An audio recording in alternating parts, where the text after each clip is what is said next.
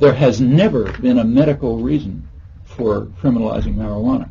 I looked through the history of this if you're interested. I don't know if you want me to run through it, but it's an interesting history. Marijuana was criminalized. See, very commonly, substances are criminalized because they're associated with what are called the dangerous classes. You know, poor people or working people. So, for example, in England in the 19th century, there was a period when gin was criminalized and whiskey wasn't, because gin is what poor people drank. That's kind of like the sentencing for crack and powder. You know, when in the early stages of Prohibition in the United States, one of the targets was immigrant workers. You know, these guys hanging around the saloons in New York. Got to go after them. The rich guys in upstate New York, they're going to drink no matter what. You know, they want to come home after work, they'll drink. But go after those guys. What about marijuana? The marijuana was brought in by Mexicans, and the first criminalization of marijuana was in the Southwest, in the States. It was in New Mexico, later Utah, and so on, and it was specifically targeted against Mexicans. It didn't get criminalized in the United States until shortly after Prohibition ended. After Prohibition ended, we had this huge Bureau of Narcotics, and they had to do something. So they discovered, you know, that marijuana is going to do all kind of horrible things to you. The Senate testimony about this is mind-boggling.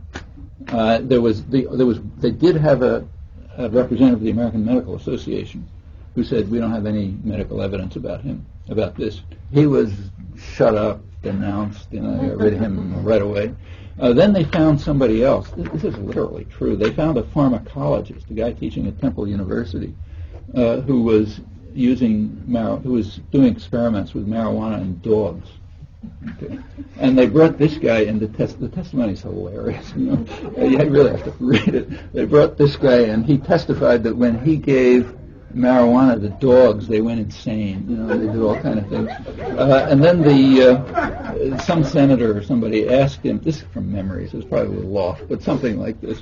It was in the 30s. They asked the guy, well, have you ever tried marijuana on humans? So he said, yeah, he tried it on himself. And he said, well, what happened? He said, I turned into a vulture. I started flying around the room. You know. So oh my God, this stuff is terrible. It makes people insane.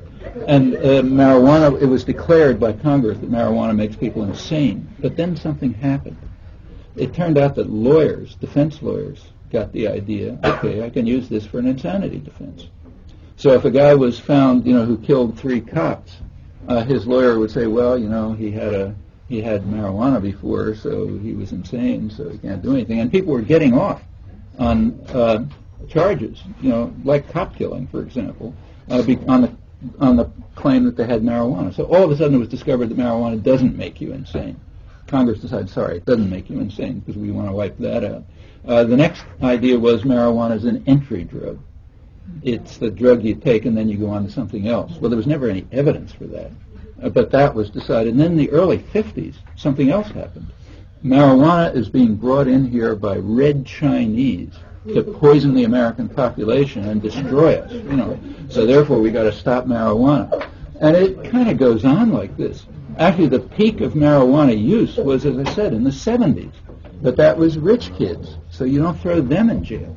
You know, and then it got seriously criminalized. You know, you really throw people in jail for it when it was poor people.